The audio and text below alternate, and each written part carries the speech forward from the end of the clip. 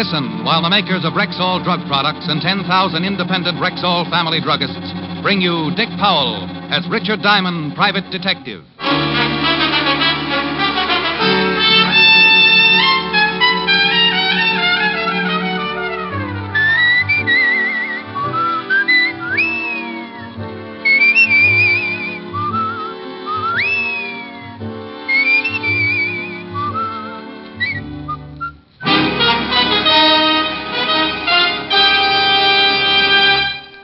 Evening. This is your Rexall family druggist speaking to you for the 10,000 independent druggists who have made the word Rexall part of our own store names and who recommend and sell the 2,000 or more drug products made by the Rexall Drug Company, like Rexall MI31, for example, Rexall's popular and versatile mouthwash, gargle, and breath deodorant. Full-strength MI31 kills contacted germs almost instantly, yet will not harm the delicate membranes of the mouth and throat. Ask for Rexall MI31 at Rexall drugstores everywhere. And remember, you can depend on any drug product that bears the name Rexall. Good health to all from Rexall. Now your Rexall family druggist brings you another exciting half hour with Richard Diamond, private detective, starring Dick Powell.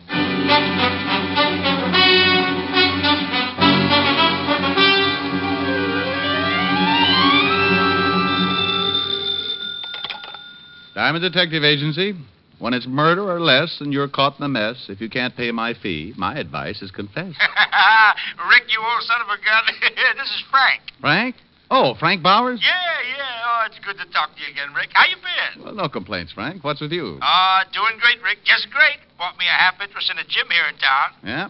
Sell all your fighters? Oh, all but one. Boy by the name of Max Farmer. Say, he's going to the main event tonight. You want to catch him? Well, all depends. Who's throwing him? No, Rick, no. This boy's really good. Say, why don't you drop by the arena tonight? Oh, sorry, Frank. I got a date, and she hates the sight of blood. Talk her into it, boy. I'll leave a couple of passes for you at the gate. Passes? Yeah, sure. Well, I'm a sucker for a good argument. See you tonight, Frank. That night, I led Helen to our seats at ringside. She was dressed to kill, and from the look on her face, I thought I might be the first on her list. Rick. Yes, baby? Would you mind telling the man behind me to stop dripping mustard on my mink? Oh, sure, honey. Hey, Buster, please do not feed the animals. That's the good boy. Rick, why of all places the fights? But, honey, these are $10 seats. Hey, Ricky, glad you could use the passes. Boing. Move your feet, Rockefeller, and let the man in. Gee, it's good to see you again, Rick. Say, I want you to meet Lorna Thorne. Wow. Hanging onto Frank's arm, I saw why boys like girls. She was wearing slightly more than the fighters. Had so many curves I got seasick just looking at her. As I stared, I suddenly felt a strange sensation in my legs. Helen was digging her heel into my shin. Come up for air, Ricky, dear. Honey, I want you to meet Frank Bowers. Sally, I know you anywhere. Rick's told me a lot about you. Frank. Yeah? That was 5 years ago. This is Helen. Oops. My mistake, huh? Lorna, I want you to meet Helen. Hiya. Well, when in Rome. Hiya. What a spot for a thesaurus. Hey, sit over there, will you, honey? I want to sit next to Rick. Oh, Rick, it's a shame I didn't tip you to this fight earlier. You could have put some dough on my boy and really cleaned up. You think he'll win, huh? No, I know he'll win. He's fighting Lou Scott, strictly a bum from upstate. The syndicate made the match just to build up Farmer's name and pick up some easy dough on the side. Now he tells me. There's my boy getting in the ring now.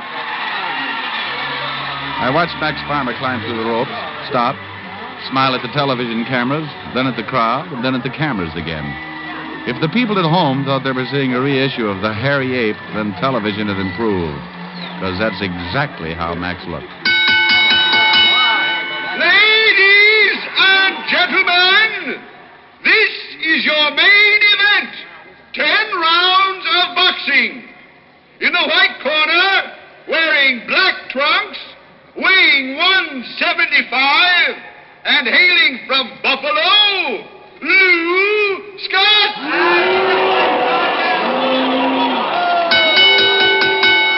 And in the black corner, wearing purple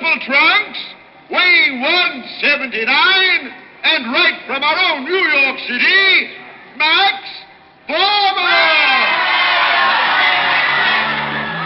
The boys met in the center of the ring, received some fatherly advice from the referee, shook gloves, and went back to their corners. Okay, Max. Okay, now, boy, give it to him. Go on, get him, son, get him. Come on. Come on. Well, Frank was right. It certainly was a pushover. 2 minutes later, the fight was 7 counts from being over. Only it wasn't Lou Scott who was fast asleep on the canvas. The sleeping beauty was Frank's boy, Max Farmer. Max! Max, get up! Max, please, come on! Max! Max, get up! Get up, you bum! Don't you teach your fighters to duck, Frank? Oh, I don't understand it. It's all wrong, Rick. Rick, how can that man sleep up there with all this noise? Oh, Helen. Just call me Sal. Now can we go home? Sure, baby. Rick, stick around, will you? I may have a job for you. Oh? Yeah. Look, I'm going down to the dressing room. Meet me there in 10 minutes. Come on, Lorna. From the look on Frank's face, I could tell he was worried. So I took Helen outside and put her in a cab. She was a good sport about going home alone, though. Didn't say a word. Not even goodbye. Then I went back inside and made my way to Farmer's dressing room. Come on. Inside, I could hear Frank's angry voice. All right, so you won't tell me who. But you ain't going to get away with this, Max. I'll find out, and when I do, you'll be back there. Frank! I'll be right out, Rick. And remember this, you bum. We're through. See, through! Hello, Rick. Aren't you a little tough on the guy just for losing a fight? Farmer lost that fight before he ever got into the ring. It was fixed. Well, that's strong talk, Frank. Got anything to back it up? Look, I know this boy. I trained him myself. He could have won tonight's fight with his eyes shut. Somebody paid him to take a dive. Maybe it was his own idea. Max don't get ideas. He's too dumb. Whew. Rick, I want you to find out who is behind this fix. Well, you make it sound simple. You got any leads? Maybe. Drop by the gym the first thing in the morning, and we'll start from there.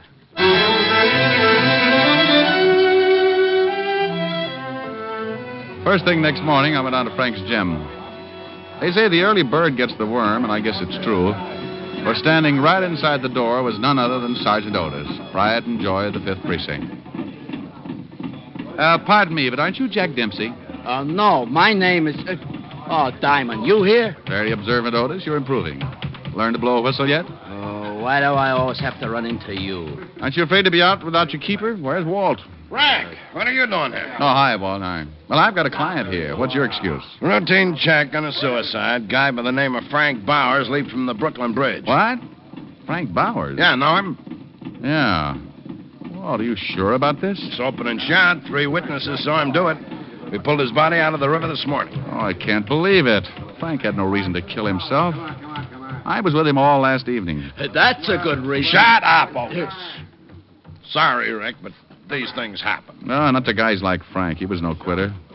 You sure about those witnesses? They're ordinary citizens, Rick. We took their statements this morning.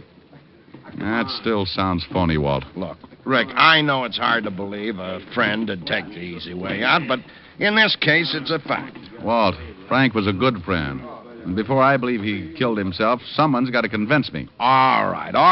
Otis, drive Diamond out to those witnesses' homes. I'll walk back to the office. Oh, Lieutenant, why do you always pick on me? Fate, Otis. Don't fight it. It's bigger than us. Come on. Otis drove like a madman, which was strictly in character. The first witness, a butcher named Henry Burton, was at work. But the butcher's wife, a typical homemaker, gave us her version of Frank's death. And just like I told the police, off went the overcoat and over he went. Oh, it was awful. The woman trembled, Otis gloated, and I grabbed my hat. Her husband worked at a nearby market, and their stories checked. That took care of the first 2 witnesses. Then we drove to the home of Bill Voss, the third and final witness. Well, I was coming home from a late movie, and I started across the Manhattan approach to the bridge. This guy, Bowers, was about 10 yards in front of me. It was foggy, and I couldn't see him very well. But I could make him out when he stopped. He threw off his topcoat, climbed the guardrail, and dived in. I yelled, but it was too late. I'm the one who called the police. The stories all checked, but I still wasn't convinced. So I had Otis drop me off at Frank's gym. If Frank did kill himself, then there had to be a reason. I decided to check on Frank's partner, one Ben Lamb. I found him in his office. It's too bad about Frank. Lamb, what about the business here? Any trouble that might explain why Frank did it? No, everything's running smoothly here. Of course, it was last night's fight, but that's out of the question. Well, then maybe it's an answer. Keep talking. Well, the syndicate is looking for whoever fixed last night's fight. They play kind of rough when they're mad, and, well, maybe Frank was afraid of what they might do to him. Huh? You mean he'd kill himself just to save them a bullet? That's false economy. It's just a thought. Forget it. I have. But I take it you think Frank was behind the fix. I didn't say that. But Farmer couldn't plan it himself. He's too dumb. And Frank was too smart. I said it's just a thought. That you may be partly right. Maybe Frank's death does have something to do with last night's fight. Is Max Farmer around? I saw him outside earlier. Thanks. Mr. Diamond, might I ask what makes you so interested in Frank's suicide? Was it suicide, Mr. Lamb? Well, wasn't it suicide? I ask you first. See you around, Lamb.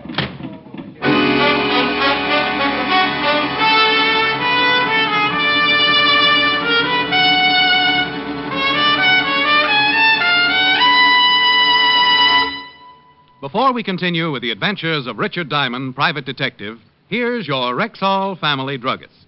Last week, a customer told me that something I really like about Rexall milk of magnesia is that one bottle won't be so thick I can't even pour it, and the next one thin and watery. Somehow, Rexall milk of magnesia always seems to be just right. Well, ma'am, that's because every bottle of Rexall milk of magnesia has to meet an exacting standard of viscosity, or it won't wear the Rexall label. What do you mean by viscosity? Well, an easy definition would be the degree of thickness in a liquid.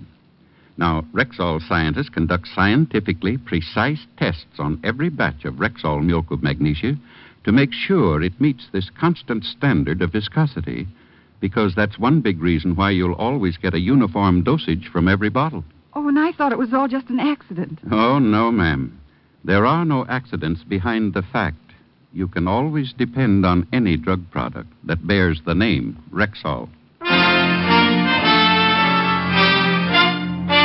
And now back to tonight's adventure with Richard Diamond, private detective, starring Dick Powell.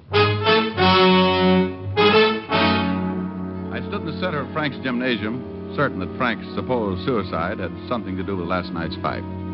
But how? That was the jackpot question.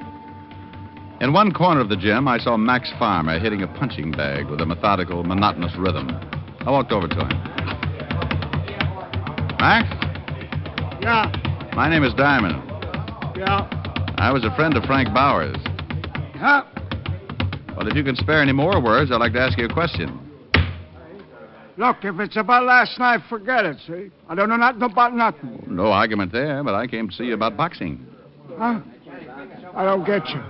Well, Frank always said you were one of the best, and I thought you could give me a few pointers. Oh. You a fighter? No. I just like to show off at the Y. You know how it is. Oh, sure. Well, you get some trunks from the shower boy, and we'll go with you. You can learn plenty from me. Good, Max. That's just what I'm hoping to learn. Plenty. The shower boys gave me a pair of gloves and purple trunks. I felt like a self-conscious tulip as I entered the ring, but Max seemed quite impressed. Hey, you got a pretty good build. I also go steady. You all set? Yeah, I'm ready. Put 'em up. No, not above your head. Max, we come from different environments. Okay, let's go. Hey, you're not bad. Just lucky. Hey, wait till I tell my friends that I boxed with the Max Farmer. Yeah, they like that, huh? Like it? I'll be a hero. After all, Max, you've never lost a fight. I forgot last night. Sorry. Oh, don't think nothing about that fight. I'll be up there again. You'll see. Oh, no doubt.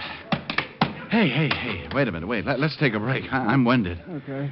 Whew. You know, you fighters have a lot of perseverance. Huh?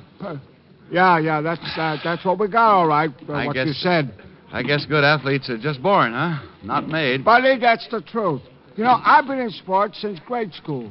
Still at it? What, sports? Skip it. I bet you were good even then, Max. Oh, boy, was I. I played football in high school. Made all state. Weren't always a boxer, huh? No, I've done everything. Hey, tell me. What's the greatest exhibition of sports in the world? Go on now, go on. Think.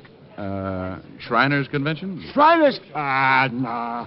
The Olympics. And I was in them, too. Would have won, but Marshall Wayne beat me on points. My. Boy, I have a lot to tell my friends. You know, there's just one other fighter I'd like to brag about sparring with. That's Lou Scott. What? That Scott's a bum. I could whip him with my eyes shut. Oh? I heard that's how you lost. Look, forget about last night. That fight was... Go on, Max. Oh, yeah, I had a headache last night, that's all. Now I gotta take a shower. See you around. It was the first time I'd ever gone fishing in a boxing ring. I was hoping to find out who was behind the fix. That might throw some light on Frank's death. But to coin an old phrase, the big one got away. Next on my list was the girl Frank was with at the fight, Lorna Thorne. She danced at the Silver Circle, a small nightclub not far from the gym. I went backstage, climbed the iron stairs, and found her room. Just a sec. Well, Mr. Diamond. Hello, Miss Thorne. Sit down. Care for a drink? It all depends. Are we drowning our sorrow or celebrating? I don't get you. Well, you don't seem too upset about Frank. Oh, that. I'm not the type to cry, honey. Ruins mascara. Oh, don't get me wrong. I liked Frank. Liked him a lot, but we were both in it just for the laughs. Mm-hmm. Tommy, did Frank come up here after he left the arena? Yeah. He came up and we talked till it was time for my number. He left about midnight. Did he seem upset? Now that you mention it, he did. Lorna, how well do you know Ben Lamb? Only seen him around. Why? Well, Lamb thinks Frank might have been behind the fixed fight. Could be. He sure was nervous. I see. You and Lamb didn't compare stories by any chance? I told you, I've only seen him around. Uh-huh. Hey, this is a nice mink coat. Been saving on employment checks? I'm a working gal, remember? Oh, come now, honey. You don't earn enough here to buy this kind of coat. I'm a bookie on the side. Fedderson's Furriers on the label. That's real richy, kid. Thanks. Now I gotta change. Okay. Oh, don't run off. I'll only be a minute. Some other time, honey. Suit yourself. I'll be around. I'll bet you will.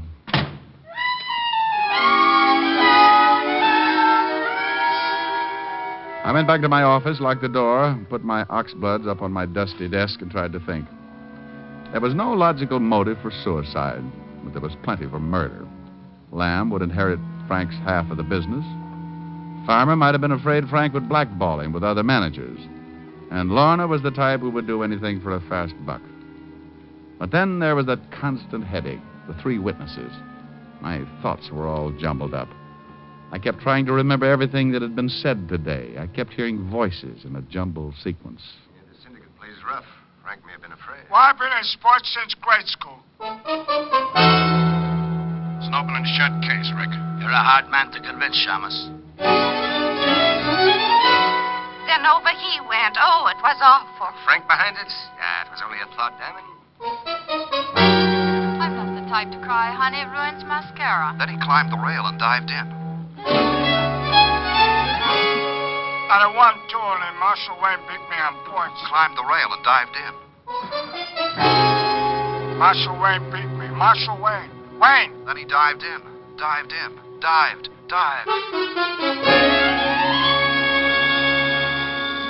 I had it. I knew how Frank was killed. Hello? Mr. Diamond, this is Francis. It was Helen's butler calling to invite me to dinner that evening. He said something about Helen expecting me, but I wasn't listening. I kept hearing that witness say Frank dived in. It was the answer to the whole thing. Mr. Diamond, sir, are you listening? Francis, if you were going to commit suicide... Sure, sir. I beg your pardon, sir. Look, if you were going to kill yourself from the Brooklyn Bridge, what would you do? Oh, dear, I'd reconsider. No, Francis. If you really were, would you jump or would you dive? Why, I'd probably jump, sir. Yes, I'm sure I would. Well, of course. It's a natural thing to do. See you later, Francis. The pieces began to fall into place. I remembered something Max Farmer had said earlier. Marshall Wayne had beaten him on points. Marshall Wayne. I had associated that name with boxing, but now... I checked in the sports almanac. Listed under the 36 Olympics, I found Marshall Wayne won the high diving competition that year, and Max had competed with him. Now I was certain. First, I put in a call to Fedderson's Furriers for some information. So far, so good. Then I called Walt and told him to meet me at the gym. It was closing time when I got there, and most of the fighters were leaving, but I caught sight of Max Farmer as he made his way out of the showers. How's the water, Max? Huh? Diamond, What's the matter? You don't look happy to see me. what are you doing here? The boys at the Y, remember? I came for some more pointers. It's closing time. Oh, that's too bad. That's the only reason you don't want to spend some time with me, huh? Yeah. You're not too tired. Me? I'm never tired. Place is closing up, that's all. Well, Max, old pal, I've got good news for you. I fixed it with Lamb for me to lock up when we're finished. Huh? Well, Not scared by any chance? me scared of you? Why? Get some trunks. You'll see who's scared. I wondered if my Blue Cross plan was still in effect as I changed clothes and followed Max out to the ring in the middle of the deserted gymnasium.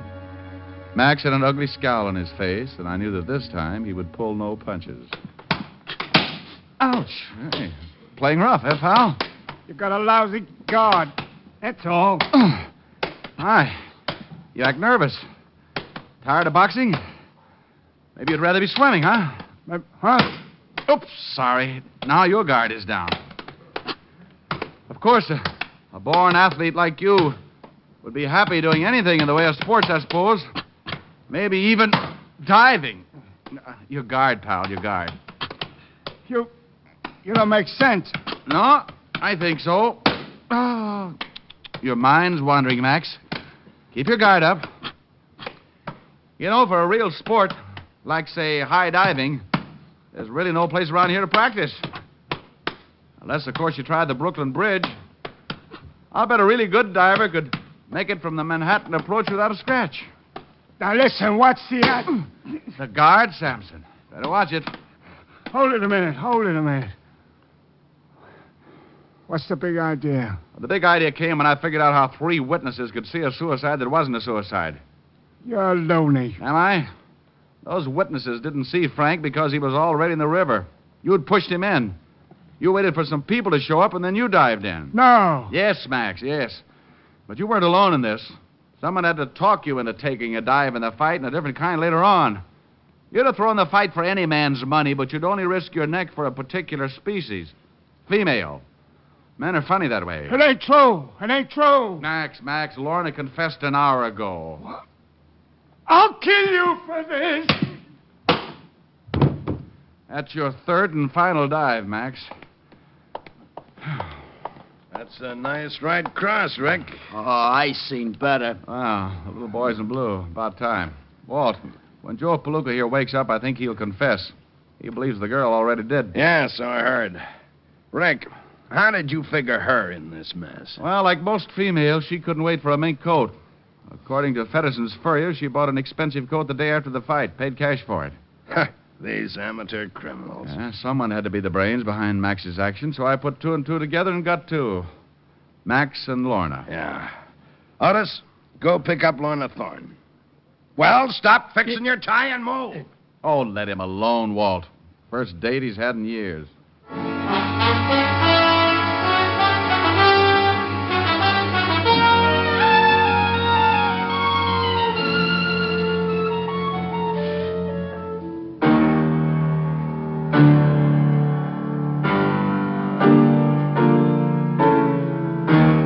Rick. Huh?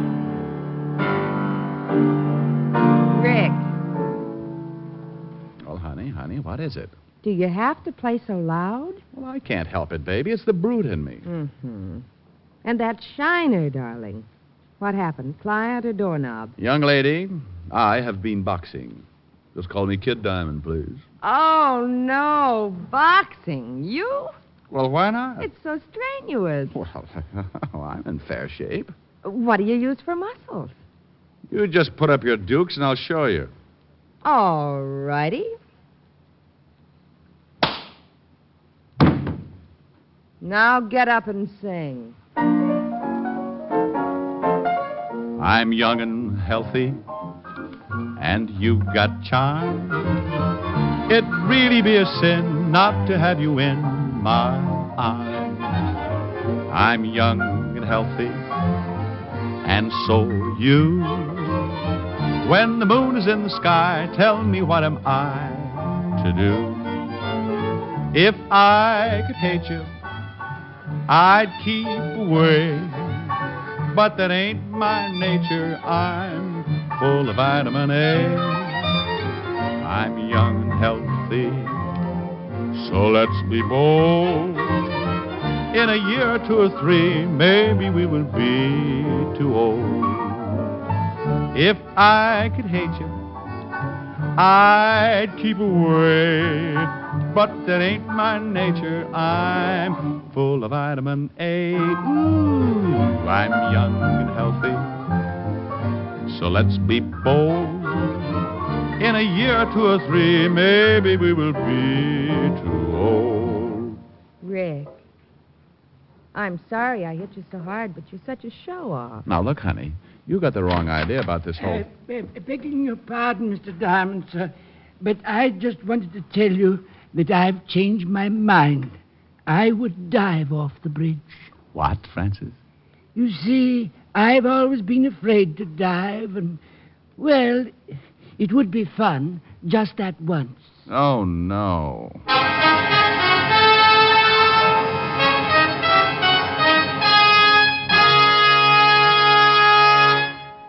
Again, here's your Rexall family druggist. Whenever you have a headache, remember this about Rexall aspirin. When taken with water, the 5 full grains of pure aspirin in every Rexall tablet are ready to go to work for you even before they reach your stomach. So whenever you have a headache, remember that about Rexall aspirin. Ask for it at Rexall drugstores everywhere. And remember always, you can depend on any drug product that bears the name Rexall. Good health to all from Rexall.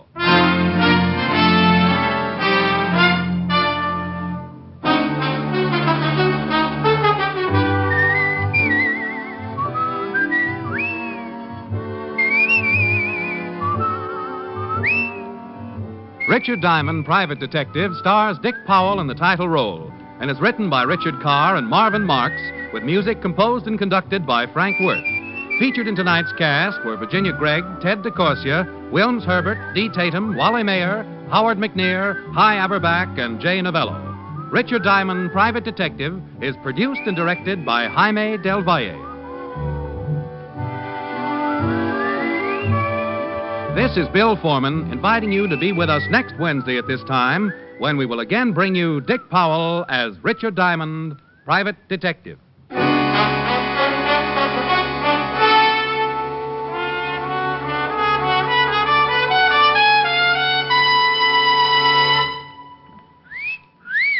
Hiya, beautiful. Get lost, Bristlepuss. You need a shave. But I have shaved. What else do you want me to do? Silly boy, she wants you to go Stag. Go Stag? But why? Because Stag is Rexall's exclusive line of men's good grooming aids, like Stag Brushless Shave Cream. No fuss, no massage, just smooth it on, and presto, you get a clean, close shave. Your face stays smooth and whiskerless all day long. I'll do it. I'll go Stag. That's it. Join the Stag line now at Rexall drugstores everywhere. Yes, to make girls care. Go Stag. This is NBC, the National Broadcasting Company.